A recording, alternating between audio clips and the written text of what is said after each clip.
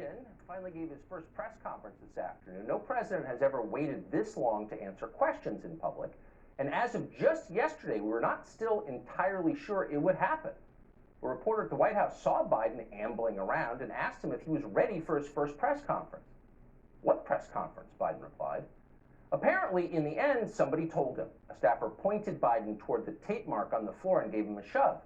Biden shuffled forth and started talking, and pausing, and then talking some more, and then pausing. You've heard the term pregnant pause. Joe Biden's pauses were third trimester quintuplets. These pauses were ready to burst. Here's one of them.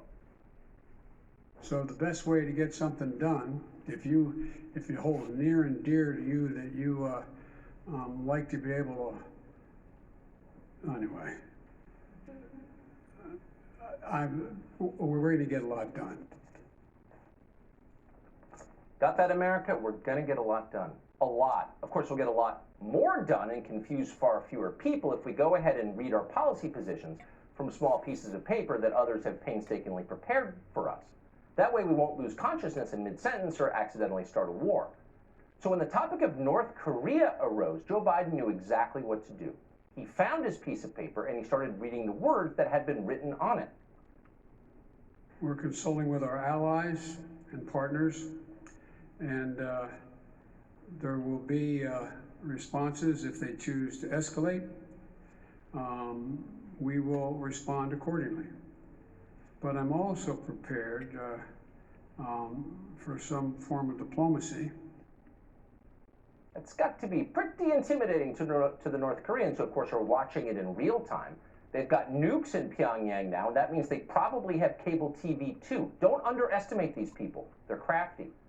Of course, the North Koreans were already deeply afraid of Joe Biden. They know that he means business.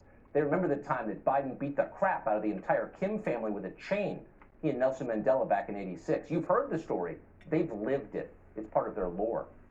And now this. North Korea is facing not just Joe Biden's masculinity, but an entire piece of paper with instructions on it that Joe Biden is perfectly willing to read anytime he needs to. That cue card is Joe Biden's secret weapon in the fight against nuclear proliferation. You can breathe easy, America. And that's good news because we've got problems of our own in this country. One of our biggest problems is voting. It's getting harder and harder to vote. There are some people in America, bigots, let's just call them what they are, who are demanding that we know voters' identities before we let them choose our government. They want people to show IDs at the polls, if you can even imagine, in 2021. These bigots, Joe Biden explained today, are Republicans. And so I'm convinced that we'll be able to stop this because it is the most pernicious thing. This makes Jim Crow look like Jim Eagle. Jim Eagle? Who's Jim Eagle? A comic book hero from the 50s? Some kind of dog-faced pony soldier? We didn't know who Jim Eagle was, so we went scurrying to our Google machines to look it up. Then we realized, duh, we're being way too literal here. It's an analogy. Crow, eagle. They're both birds, but an eagle is much bigger than a crow. That means that asking people to show a driver's license when they vote is much more racist than segregation and lynchings. Segregation and lynchings were Jim Crow. Voter IDs are Jim Eagle. Way worse. And that makes sense when you think about it. Most black people don't have government-issued IDs, and that's why they can't drive cars, or fly in airplanes, or hold jobs, or stay in hotels, or go to the doctor, or cash checks, or sign rental agreements, or buy homes, or open bank accounts, or purchase Sudafed at CVS. Black people can't do any of those things because they don't have IDs. Millions and millions of them don't have IDs, and it's sad, as Joe Biden often points out. Now, you might think the solution to this tragedy would be make it easier for Americans to get IDs. Subsidize them if you have to. No, Joe Biden has a better idea. Just make sure that no one ever has to show an ID in order to vote. And that way, the millions and millions and millions of African Americans who somehow don't have IDs won't feel bad or left out. They still won't be able to drive cars or have jobs or bank accounts or live anywhere, but at least they can vote a lot, and the rest of us won't be racist. Problem solved. As Joe Biden just told us, he's going to get a lot done. And not just in the next 4 years, by the way, but in the 4 years after that. Joe Biden is running again. He told us that today, too. By the end of his second term, Joe Biden will be 86 years old. That's a full decade past the life expectancy of the average American man, which for the record, Joe Biden has already exceeded. But there's nothing average about Joe Biden. Time improves him. Like certain varieties of artisanal cheese, Joe Biden is meant to be aged. He just gets sharper and more pungent. His next campaign will be even tastier. Watch.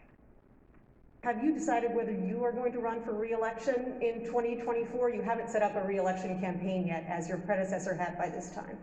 My predecessor needed to. My predecessor. Oh, God, I miss him. No, the answer is yes. My plan is to run for re-election. That's my expectation. My plan is to run for re-election. Now, we weren't in the room when Joe Biden said that, but according to those who were, there was an audible gasp of horror from behind the curtain. Sources said it sounded very much like Kamala Harris. We can't confirm that, but we can tell you that Joe Biden has already picked a theme for his next campaign. The theme is unity. Now, wait a second, you might be thinking. Wasn't unity the theme of Biden's last campaign, the one that just ended in November? Yes, it was. But that wasn't enough unity. There is more unity on the way, ladies and gentlemen. Bucket loads of it, tractor trailer loads full. Imagine every swimming pool in Malibu topped to the brim with unity, and then add all the pools in Bel Air. That's how much unity we're talking about. And by unity, of course, we mean policies that make Americans hate each other much more than they ever have. That's what Joe Biden has given us so far, and soon we'll have more. The third reason I said I was running was to unite the country. And generically speaking, all of you said, no, you can't do that. Well, I've not been able to unite the Congress, but I've been uniting the country based on the polling data. We have to come together. Oh, the polling data, the real currency of Washington. Now, we haven't checked the polling data ticker today, but we have to tell you that we approach this one specific claim with some degree of skepticism. Not every one of Joe Biden's unifying policies has fully unified the country just yet. There are still some crotchety holdouts deep in the American interior who aren't fully sold on his fresh new program of being humiliated, berated, disarmed, and taxed into poverty and powerlessness. Those people are bigots, obviously. They're probably friends with the snake-handling evangelical freaks who complain when some dude shows up at their 8-year-old daughter's locker room. But whatever, you can't please everyone. You know who you can please, though, if you're Joe Biden? The media. The reporters are highly pleased. They're one group that remains utterly united in their love and support of Joe Biden, and the polling data show it. Joe Biden knows this well, but he's not pandering to reporters. Joe Biden is bigger than that. It's not like the Washington Post is a credit card company from Delaware. He doesn't need to slobber on them. So today, Joe Biden explained that despite his massive successes on our southern border, the ones you're seeing on TV, he is not ready to show reporters exactly what he's doing down there. That's for him to know and them to find out.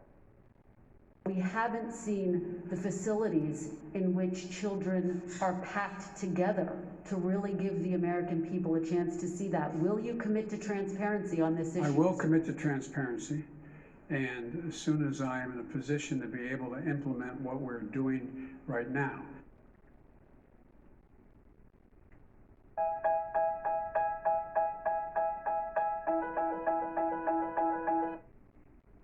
Usually, you don't often hear a politician admit that he's rejecting openness and embracing secrecy. They usually lie about that, but not Joe Biden. Biden tends to say the unspoken things out loud. We're as opaque as a shower curtain, he told the press corps today, and there's nothing you can do about it. It's pretty provocative. Of course it is, but provocative in a way that reporters enjoyed. They're naughty, those reporters. They like to be teased. Deny them what they ask for, and they want more. Here's a lady from state media, National Public Radio, flush with wonder as she describes the remarkable personal qualities of her boss, Joe Biden. You've said over and over again that immigrants shouldn't come to this country right now. This isn't the time to come. That message is not being received. Instead, the perception of you that got you elected as a moral, decent man is the reason why a lot of immigrants are coming to this country and entrusting you with unaccompanied minors. When you call a man moral and decent in your question to him, it kind of sets the frame, as they say. But the bottom line is a moral, decent man is running this country, ladies and gentlemen. That's the message of unity. And by the way, it's a required message. So repeat it to yourself 5 times and then repeat it to everyone you know. If you don't, you're racist. One